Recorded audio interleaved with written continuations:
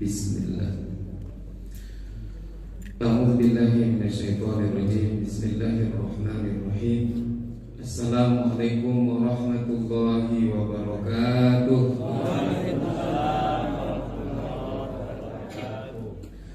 Alhamdulillahirabbil alamin. Alhamdulillahilladzi khalaqas samawati wal ardh wa ja'ala adh-dhulumati wan nur. Asyhadu an la ilaha illallah wa asyhadu anna Muhammadan abduhu wa rasuluh. Allahumma shalli wa sallim wa barik ala Muhammad wa ala alihi wa ashabihi ajma'in. Rabbi shrah li sadri wa yassir li amri wa hlul 'uqdatam min lisani yafqahu qawli. Baik ibu kami, orang tua kami, alim ulama, cerdik pandai, tokoh masyarakat, abang kakak serta adik-adik yang kami sayangi, syukur kepada Allah Ta'ala atas segala limpahan rahmat dan karunia yang Allah curahkan kepada kita semua. Alhamdulillah masih Allah hidupkan kita. Alhamdulillah masih Allah sehatkan kita. Alhamdulillah masih Allah kokohkan iman dan istiqomah kita. Sehingga dengan iman dan istiqomah yang masih ada, alhamdulillah masih bergetar hati mendengarkan seruan azan. Alhamdulillah masih bergerak kaki untuk melangkah menuju rumah Allah Ta'ala. Alhamdulillah masih cinta kita dengan majelis ilmu dan mulia. Mudah-mudahan kelak di yaumil kiamah, satu di antara amal yang akan memperkokoh kaki kita tegak berdiri dalam surganya Allah Ta'ala, yaitu ketika seperti hari ini kaki hati kita masih cinta dengan majelis ilmu. Sebagaimana Rasulullah SAW pernah mengatakan, man salaka tariqan yaltamisu fihi ilman sahalallahu bihi tariqan ila jannah. Siapa yang kakinya mudah untuk melangkah hadir dalam majelis ilmu, maka akan Allah mudahkan baginya jalan menuju surga. Selawat dan salam kita doakan semoga senantiasa tercurah untuk kekasih kita baginda yang mulia Nabi Muhammad SAW.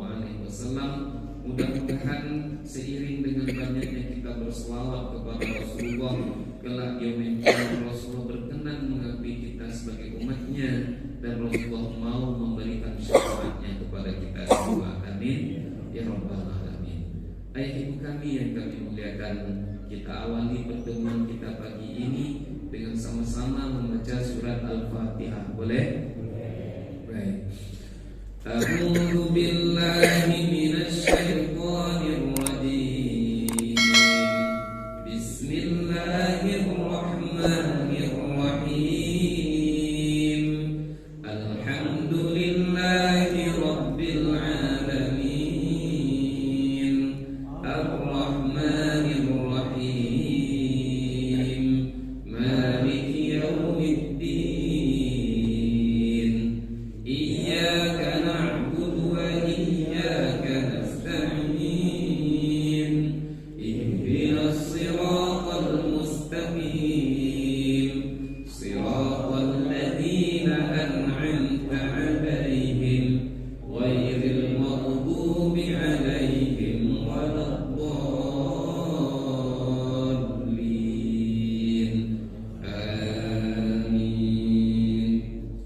Ayahku kami yang kami muliakan, pada kesempatan yang mulia ini izinkan kami mengajak kita semua belajar dari satu hadis Nabi Muhammad SAW. Yang hadis itu dapat kita temukan dalam kitab Sahih Muslim.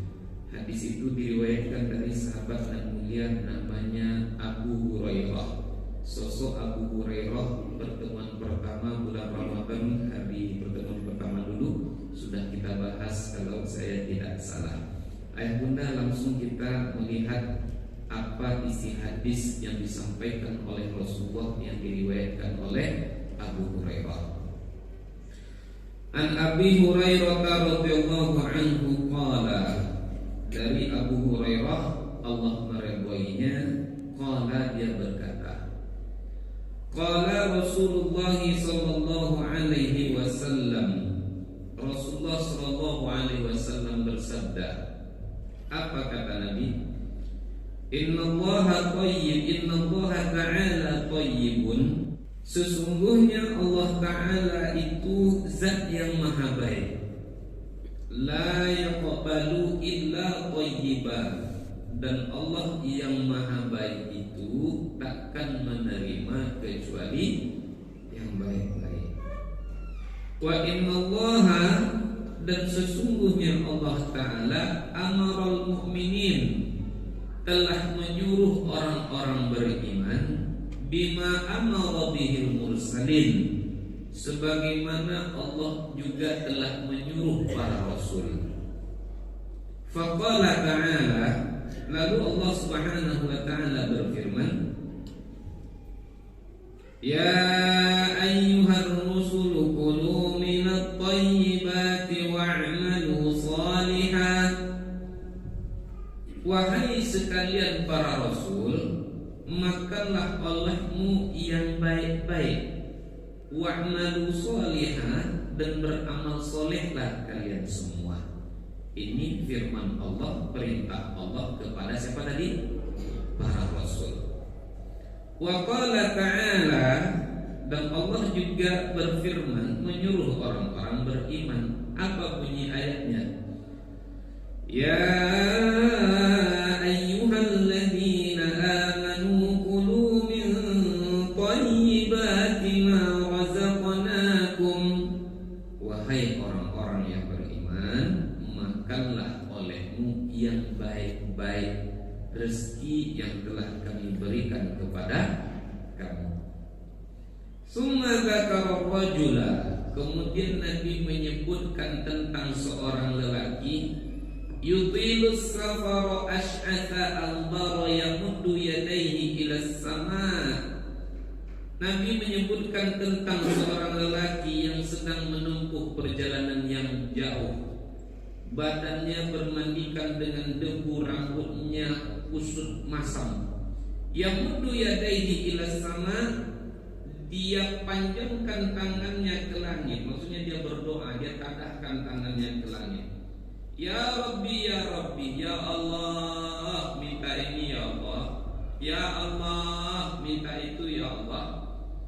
Wa mat'amuhu haram, sementara yang dia makan adalah yang haram. Wa mashrabuhu haram, sementara yang dia minum yang haram. Wa malbasuhu haram, sementara yang dia pakai juga yang haram. Wa ghudhiya bil haram, dan sementara itu dia juga dikenyangkan dengan segala sesuatu yang haram. Fa anna yustajab lahu, bagaimana mungkin Allah akan mengabulkan doa demi doa orang itu? Kata Nabi Muhammad sallallahu alaihi wasallam. Saya ulang artinya sedikit ayat ulang.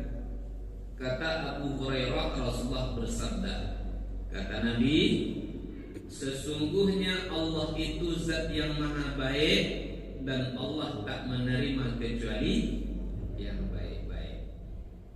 Sesungguhnya Allah telah menyuruh orang-orang beriman, dan suruhan itu juga telah Allah berlakukan kepada para rasul. Apa dianya? Wahai para rasul, makanlah olehmu yang baik-baik dan berbuat baiklah kalian semua. Itu perintah kepada rasul. Perintah kepada orang-orang beriman, wahai orang-orang beriman, makanlah olehmu yang baik-baik rezeki yang telah kami berikan kepada kamu. Kemudian Nabi menyebutkan tentang seorang lelaki yang sedang menempuh perjalanan yang panjang, perjalanan yang jauh. Kondisinya badan bermandikan dengan debu, rambutnya sudah bagaimana tadi? Kusut.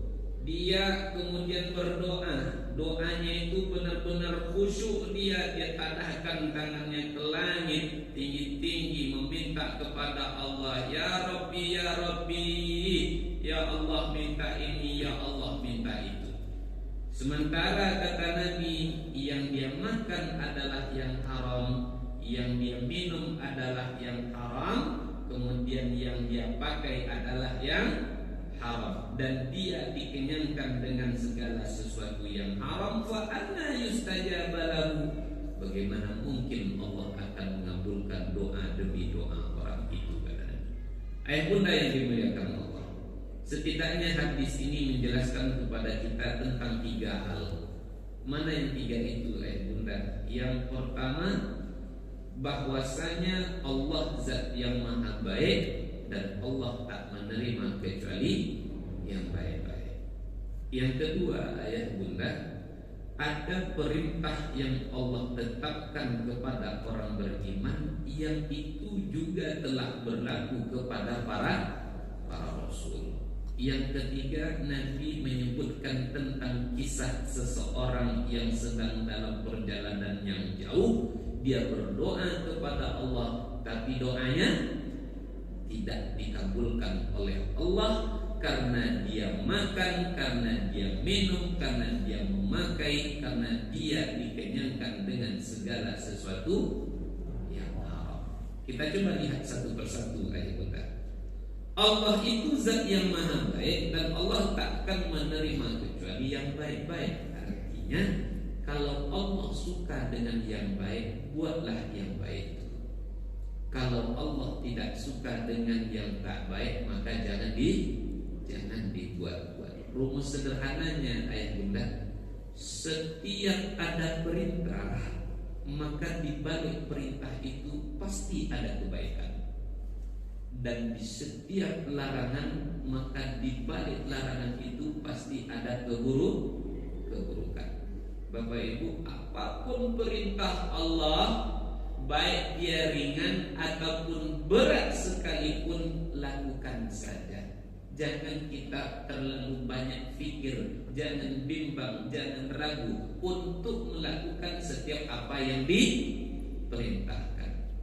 Dan apapunlah yang dilarangkan oleh Allah, mau larangan itu berat ataupun ringan sekalipun, tetap kita tinggalkan karena di balik larangan ada keburukan. Contoh Bapak Ibu, perintah Allah berat, tak masuk akal, ya lakukan saja. Sami'na wa ata'na. Contoh perintah Allah yang berlaku kepada Nabi Nuh. Apa perintah Allah kepada Nabi Nuh? Nuh, buat kapal, kata Allah. Wasna'il fulka bi'ayunina. Nuh, buat kapal. Bunda, orang yang tinggal di tengah gurun dapat perintah buat kapal, masuk akal? Ringan atau berat itu perintah? Berat. Bapak Ibu, dalam kitab Qasasul Anbiya saya baca, itu pohon ditanam terlebih dahulu sampai umurnya 100 tahun. Dah 100 tahun sudah besar, baru kemudian ditebang, lalu kemudian dibuat kapal. Apa sebab? Di tengah gurun lah namanya. Jangankan cari kayu yang besar, cari lidi saja sulit. Bunda kan sudah terbayang, rata-rata sudah haji, sudah umroh, kiri kanan depan belakang yang kita tengok apa? Gurun, padang pasir, bukit bebatuan. Di negeri gurun tandus dapat perintah buat kapal. Kalau Nabi Nuh tinggalnya di pinggir sungai Siak, kalau Nabi Nuh tinggalnya di pinggir sungai Kampar, perintahnya masuk akal? Perintahnya masuk akal. Sehingga ketika Nabi Nuh buat kapal itu kan selalu dibully, selalu diremehkan, dikatakan sudah gila, dikatakan sudah tidak waras. Bahkan tak tanggung-tanggung Bunda, termasuk yang membulinya itu bukanlah orang-orang jauh, tapi orang terdekat dengan dia sendiri. Di antaranya ada anak dan juga istrinya. Bapak Ibu dimuliakan Allah, andai kata Nabi dengarkan omongan orang ketika itu, ngapo kau ni buat kapal minum, awak tinggal di tengah gurun, tak ada gunung, gilo kau ni agaknya. Bapak Ibu, andai kata Nabi Nuh tak mau memperturutkan kehendak Allah yang berat, yang tak masuk akal tuh, kira-kira apa yang akan terjadi? Apa yang terjadi, Pak?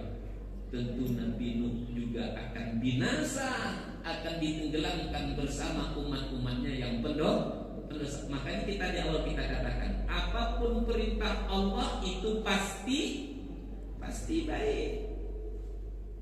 Pasti baik. Di balik perintah-perintah Allah itu, maka lakukan saja. Sami'na wa ata'na. Maka Bunda, Allah itu zat yang maha baik dan Allah tak menerima kecuali yang baik-baik. Jadi ayat tolak ukur sesuatu itu baik atau tak baik itu apa?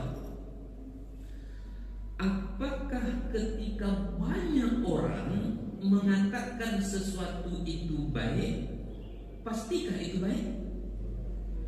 Pasti? Belum tentu, tapi bisa jadi.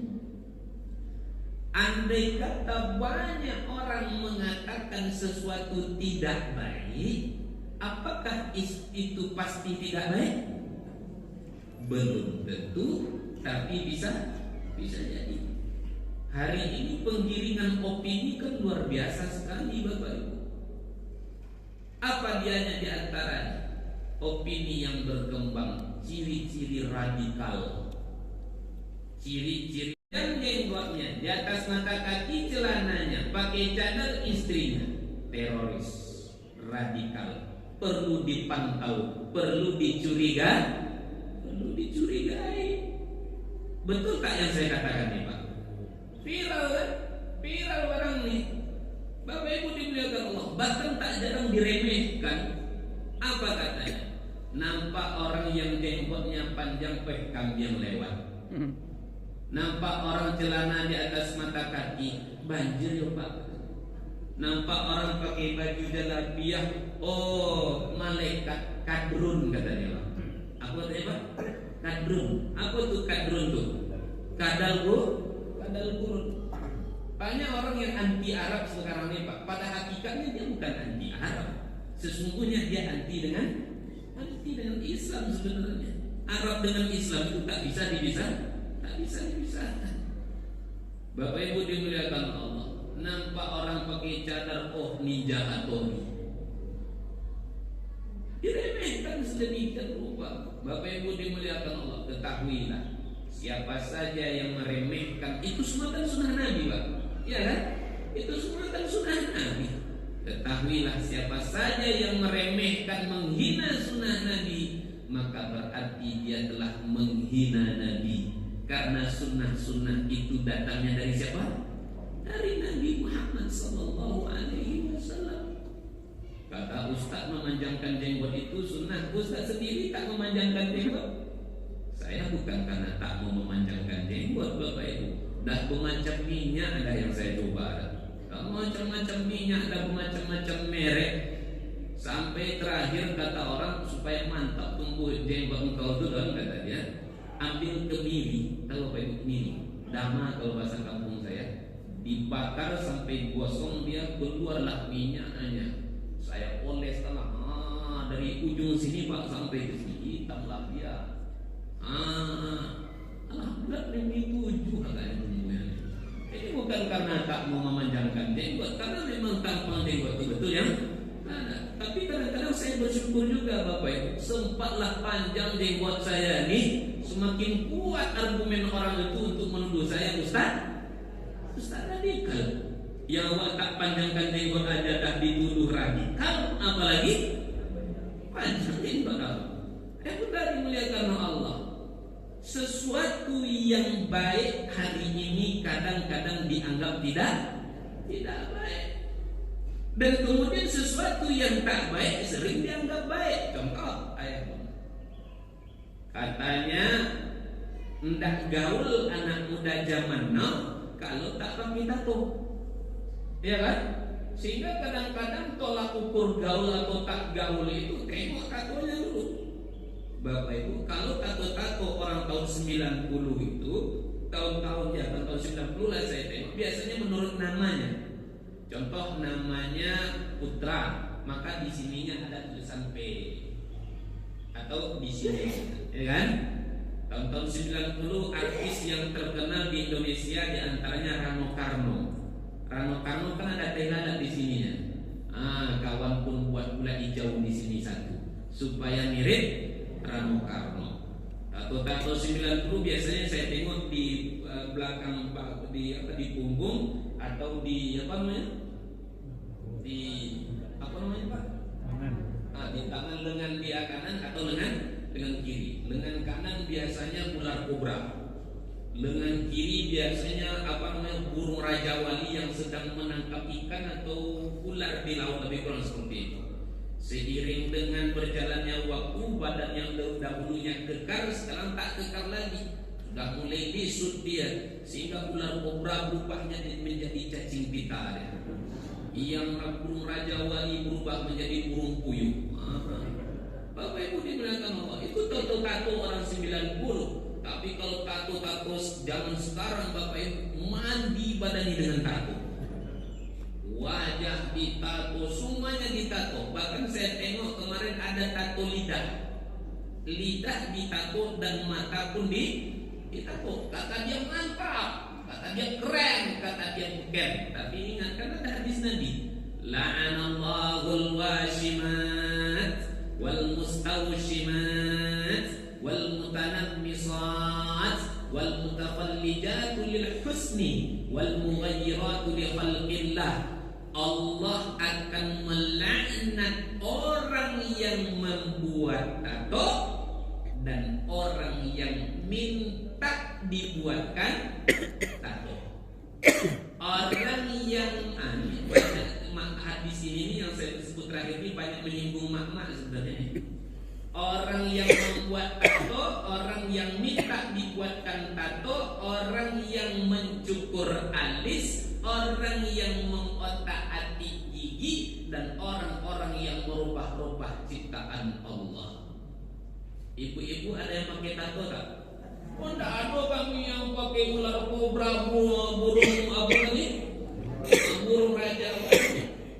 Ini ada yang tahu. Sulam alis bagian dari tato tak guna? Tato kan? Ya salah aku pergi tahu siapa gini. Kalau ibu tak tahu tak masalah. Tak masalah. Tapi kalau sekarang sudah tahu, maka jangan dibuat lagi. Itulah yang dimuliakan Allah. Yang menurut syariat tak baik, hari ini dianggap baik. Lalu pertanyaan kita tadi, ayah bunda, tolak ukur sesuatu itu baik atau tak baik apa? Kembalikan kepada kacamata syariat. Kalau kata syariat itu baik, maka itu pasti baik. Tidak bisa jadi seperti yang kita tanyakan di awal tadi.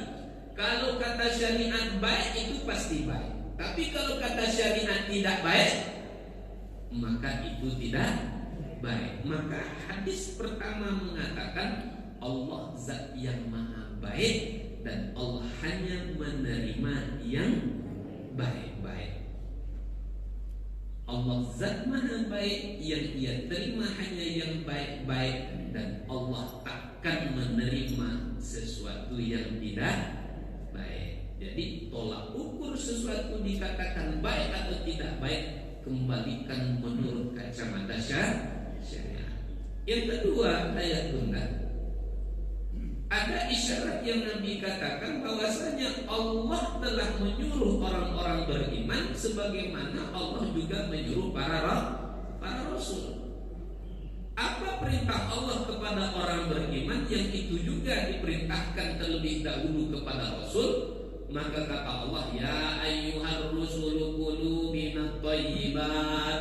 Wahai para rasul, makanlah olehmu yang baik-baik. Untuk orang beriman juga sama. Ya ayyuhalladzina amanu kulu min thayyibati ma razaqnakum. Wahai orang-orang yang beriman, makanlah olehmu yang baik-baik. Artinya di sini Bapak Ibu dimuliakan Allah. Memang Allah itu selalu menyuruh kita yang baik. Ada satu ayat Bapak Ibu, dia mirip-mirip ayatnya dan berdekatan pula, tak jauh jaraknya. Ayat kita boleh tengok surat Al-Baqarah ayat 168 dan juga Al-Baqarah 172. Al-Baqarah yang satu berapa tadi? 168, yang satunya lagi 172. Al-Baqarah 168 Allah katakan, ya ayyuhan nasu kulu mimma fil ardi halalan thayyiban. Ini 168. 172, ya ayyuhalladzina amanu kulu min thayyibati ma razaqnakum dia mirip, tapi berbeda. Yang pertama tadi 108 bunyinya apa? Pangkalnya apa tadi? Iya, semuanya iya Ustaz. Apa pangkalnya? Iya. 168 ya ayyuhan nasu. 172 ya ayyuhalladzina amanu. 1 ya ayyuhan nasu kulu mimma fil ardi halalan thayyiban. Ya ayyuhan nasu, poinnya tadi halalan thayyiban. Untuk ya ayyuhalladzina amanu kulu min thayyibati ma razaqnakum. Nampak tak beda isi perintahnya Bapak Ibu? Untuk orang beriman kulu min thayyibat. Untuk sekalian manusia kulu mimma fil ardi halalan thayyibah. Terasa bedanya? Sederhananya Bapak Ibu, untuk sekalian manusia disebutkan halalan thayyibah. Untuk orang beriman tak ada halalannya, cuma ada thayyibahnya. Saya ulang, perintah Allah kepada sekalian manusia disebutkan 2 hal, halalan thayyibah, sekalian manusia. Tapi ketika Allah panggil orang-orang beriman, halalannya tak ada, yang ada cuma apa? Thayyibahnya saja. Sehingga kemudian ini menjadi daya tarik tersendiri bagi para ulama untuk mengkaji, kok ketika Allah panggil orang sekalian manusia disebutkan halalan thayyibah, tapi ketika Allah panggil orang beriman yang disebutkan hanya thayyibahnya saja, halalnya tak ada. Maka kemudian menimbulkan banyak penafsiran oleh para ulama, banyak penjelasan. Di antaranya ayat bunda, manusia disebutkan halalan thayyibahnya, tapi untuk orang beriman tak disebutkan halalannya. Itu kenapa? Karena orang beriman sudah barang pasti yang dia makan halal. Artinya Bapak Ibu, bahasa sederhananya, tidak perlu tupai diajar pandai melompat, karena sudah barang pasti ini. Orang beriman pasti yang baik-baik, pasti yang halal. Orang beriman takkan melakukan yang tak baik, pasti yang baik-baik saja dilakukannya. Sehingga dalam hadis yang lain Nabi katakan, la yazni yazani hina yazni wa huwa mu'min. Takkanlah berzina seseorang melainkan di waktu dia berzina itu tanggal imannya. Tak beriman orang yang berzina itu. La yashribu syarib hina yashrib wa huwa mu'min. Takkanlah meminum khamar seseorang di waktu meminum khamar itu dia adalah orang yang beriman. Takkan meminum khamar orang-orang beriman. Wala yasriqu sariq hina yasriq wa huwa mu'min. Takkanlah mencuri seseorang di waktu mencuri itu dia dalam keadaan beriman. Artinya orang beriman takkan mau melakukan sesuatu yang tidak baik. Lalu efeknya yang dimuliakan Allah. Ini ayat, ini hadis mengisyaratkan betapa pentingnya kita memperhatikan mana yang halal, mana yang haram. Jangan dianggap sepele. Apa sebab? Orang kalau dia tak ambil peduli bab halal dan haram, satu, bisa tanggal, bisa lepas iman yang ada di dalam dirinya. Kalau iman sudah tak ada lagi Bapak Ibu, makanya sering kita katakan, iman kalau sudah tak ada, jangankan tak ada iman, lemah saja iman kita. Sering kita sampaikan, sejengkal cuma jarak rumah ke masjid, di pangkal telinga azan berkumandang. Sejengkal cuma jarak rumah ke masjid, di pangkal telinga azan berkumandang. Kalau iman dalam keadaan lemah, bergetar hati dengarkan seruan azan, bergerak kaki melangkah menuju rumah Allah. Enggak, kenapa?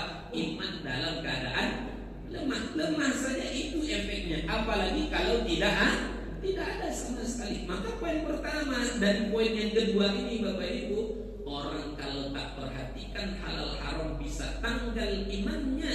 Dan bahkan yang kedua, orang kalau tak perhatikan halal haram, maka dia bisa termakan bujuk rayu syaitan laknatullah. Ayat bunda, Nabi Adam terusir dari surga. Kenapa?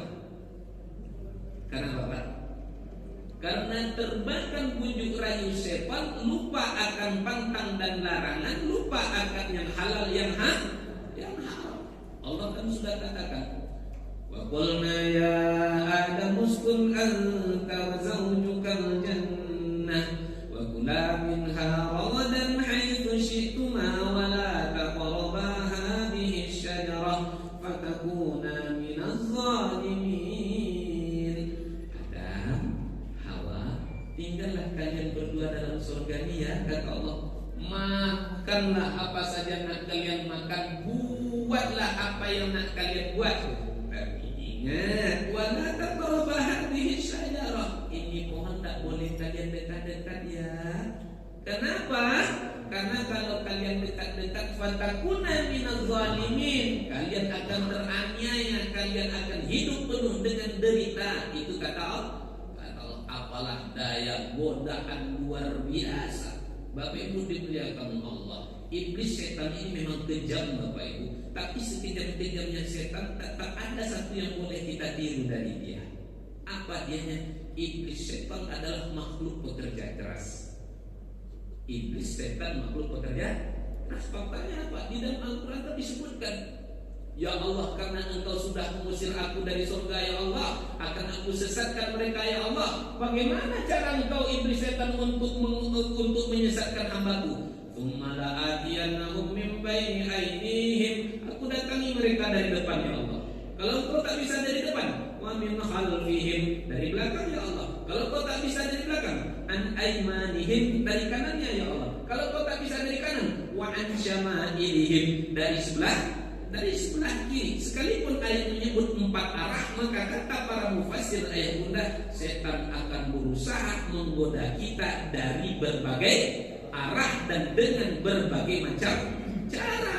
Makanya memang dia jahat, tapi tetap ada kebaikan yang ada yang boleh kita contoh. Bapak Ibu dimuliakan Allah. Akhirnya apa? Karena termakan bujuk rayu iblis laknatullah, kemudian Nabi melakukan apa yang dipantangkan, apa yang dilarangkan oleh Allah Subhanahu wa ta'ala. Maka orang kalau tak perhatikan mana yang halal, mana yang haram, dia bisa terjebak dalam bujuk rayu setan. Poin ketiga ya, kita tengok dari hadis ini, Nabi menyebutkan tentang ada seseorang yang sedang menempuh perjalanan yang jauh, sedang safar, badan bermandi debu, rambut kusut, dia berdoa kepada Allah, ya Rabbi, ya Rabbi. Bapak Ibu dimuliakan Allah, satu di antara doa yang cepat diijabah oleh Allah adalah doa orang yang sedang safar, cepat diijabah Allah Subhanahu wa ta'ala. Tapi orang ini dikabulkan doanya sama Allah. Dia sedang safar, dikabulkan doanya sama Allah. Kenapa Bapak Ibu? Kalau saya pernah mendengarkan penjelasan guru-guru kita, tapi saya belum sempat mencari secara detail, safar orang ini sedang safar apa? Safar orang ini bukan sedang safar kemaksiatan.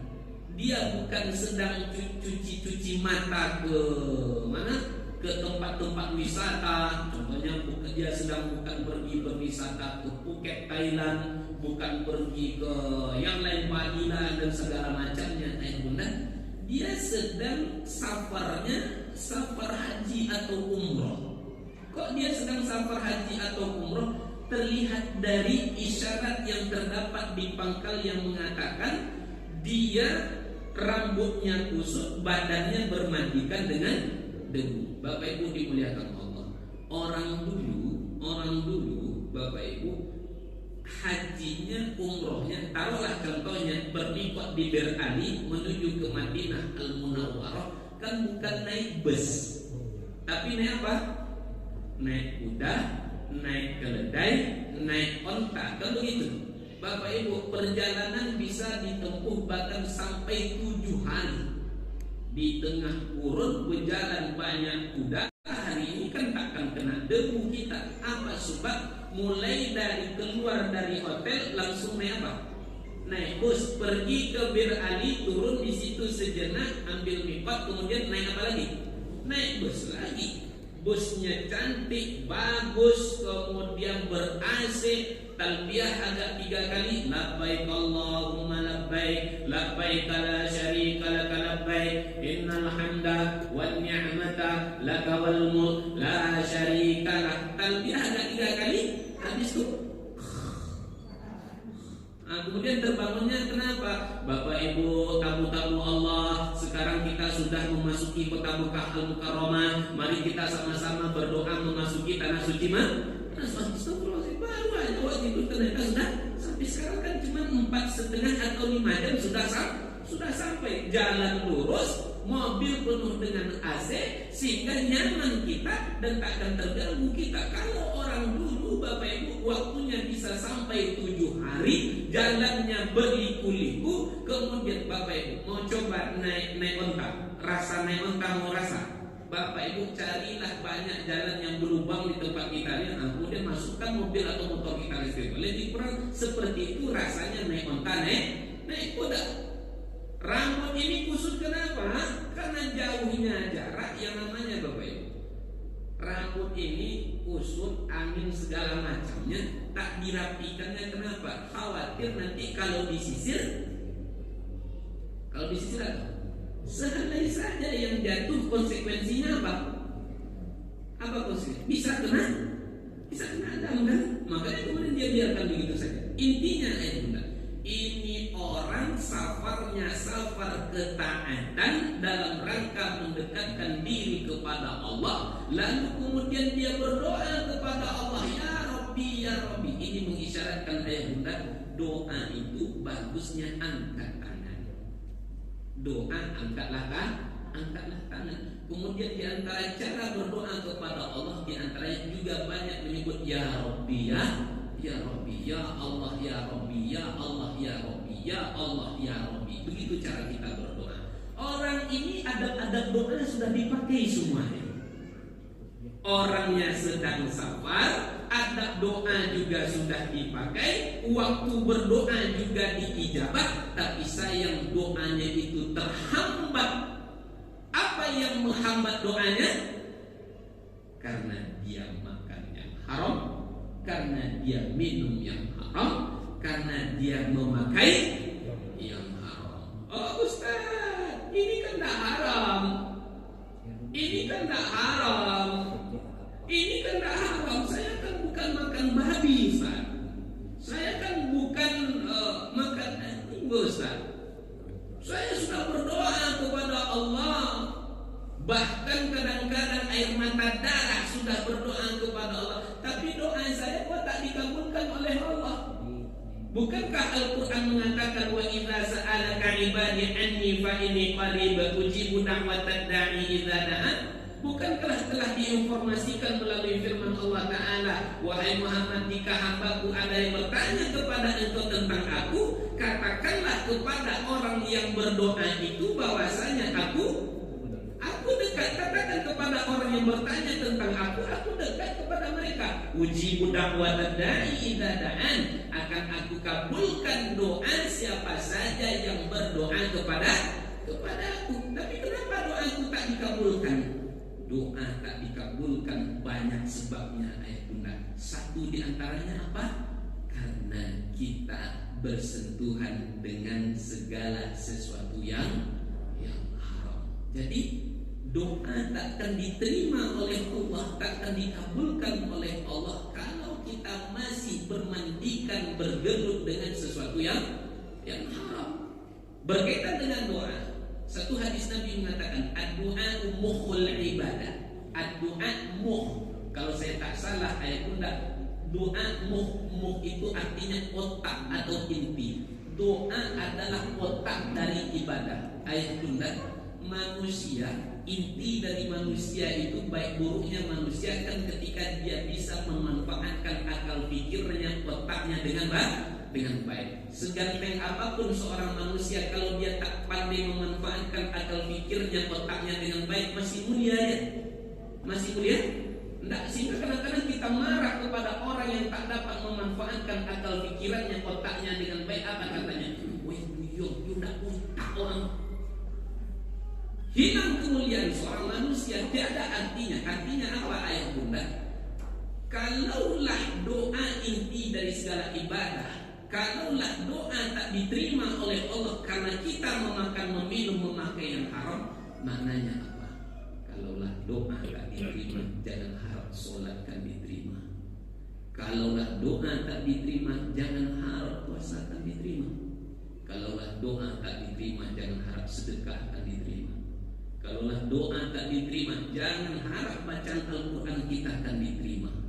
Habis pun harta kita untuk bersedekah, berkali-kali pun kita naik haji ke tanah suci sampai kalah Haji Muhyiddin. Tapi Bu Haji Muhyiddin yang kamu bernaik haji itu, seluas samudra pun amal soleh kita, setinggi langit pun kebaikan kita, selagi kita masih memakan, meminum, memakai yang haram, jangan harap itu semua akan diterima Allah Subhanahu wa ta'ala. Tapi sayang 1000 kali sayang, pada akhirnya orang kadang-kadang tak takut-takut untuk memakan, meminum, memakai yang haram. Dengan cara apa? Suap menyuapnya. Dengan cara sogok menyogoknya. Dengan cara apa? Memakan harta ribanya kan contohnya. Padahal telah tegas diinformasikan di dalam Al-Quran, wa ahallallahu al-bai'a wa harrama riba. Allah menghalalkan jual beli, kemudian Allah mengharamkan riba. Dipertegas baginda mulia, ar-riba talata wa sab'una abwab aisabuha ayyankiha ar-rajulu ummahu. Riba ada 73 tingkatan dosanya.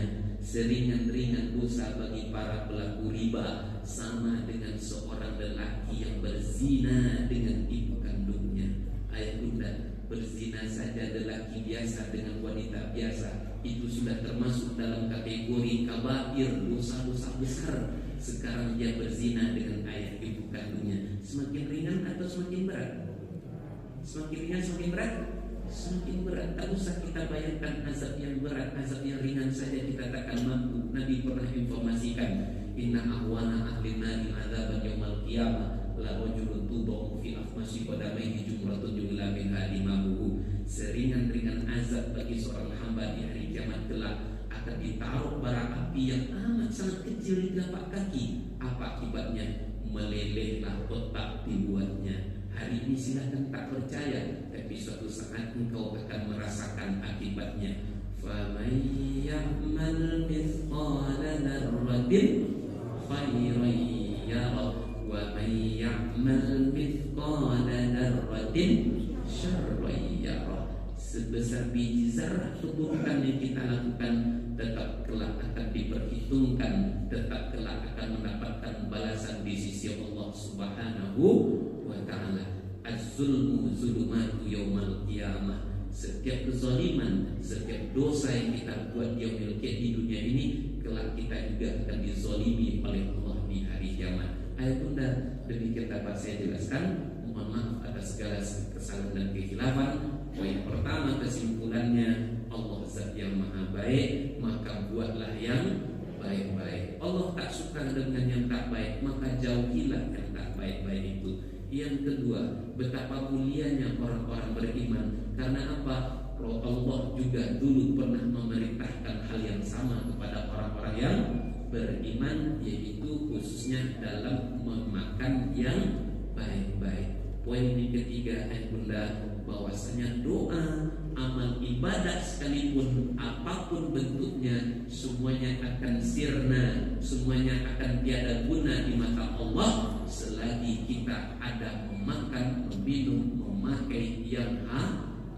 Maka pada akhirnya kita bermohon kepada Allah, semoga Allah jauhkan kita sejauh-jauhnya dari segala keburukan, dari segala yang haram. Maka Allah dekatkan dan Allah dekatkan kita kepada segala kebaikan, dan Allah mudahkan kita untuk melakukan itu semua. Amin ya rabbal alamin. Kita tutup dengan sama-sama berdoa kepada Allah Ta'ala. Na'udzubillahi minasyaitonir rajim. Bismillahirrahmanirrahim. Alhamdulillahi rabbil alamin, wassalatu wassalamu ala asyrafil anbiya'i wal mursalin wa ala alihi wa وأصحابه أجمعين اللهم اغفر لنا ذنوبنا ولوالدينا وارحمهما كما ربونا صغارا ولجميع المسلمين والمسلمات والمؤمنين والمؤمنات الأحياء منهم والأموات إنك سميع قريب مجيب دعوات يا قاضي الحاجات يا الله يا كريم ampunkanlah dosa kami ya Allah ampunkanlah dosa kedua orang tua kami ya Allah sayangilah mereka ya Allah sebagaimana mereka menyayangi kami di waktu kami masih kecil ya Allah ya Allah ya Karim bila ada di antara kami yang sakit mohon Kau sembuhkan ya Allah bila ada di antara kami yang lemah mohon Kau kuatkan ya Allah bila ada di antara kami yang sedang berhutang mohon beri kami kemudahan agar dapat melunasi semua hutang piutang kami ya Allah ya Allah ya Karim ya Mujibas Sa'ilin mohon jadikan kami dan anak cucu keturunan kami sebagai hamba-hamba yang cinta kepada ketaatan ya Allah jadikanlah kami dan anak cucu kami sebagai hamba-hamba yang senantiasa menjaga sholat yang 5 waktu yang mau menghafal Al-Quran yang mulia ya Allah ya Allah ya Karim mohon jaga anak cucu kami ya Allah jauhkanlah mereka dari pengaruh narkoba ya Allah jauhkanlah mereka dari pergaulan bebas ya Allah ya Rabbana mohon beri kami rezeki yang penuh berkah melimpah ruah agar dengan itu kami dapat bersedekah ya Allah agar dengan itu kami dapat menolong saudara-saudara kami yang dalam keadaan susah ya Allah ya Rabbana ya Allah ya Karim ya Mujibas Sa'ilin ya Allah mohon jadikan negeri kami negeri yang aman dan tentram baldatun thayyibatun wa rabbun ghafur ya Rabbana jagalah guru-guru kami ya Allah jagalah ulama-ulama kami ya Allah ya Rabbana bila kelak suatu saat ajal itu pun akan datang menjemput kami ya Allah mohon ya Allah jangan Kau cabut nyawa kami di waktu sedang berbuat maksiat ya Allah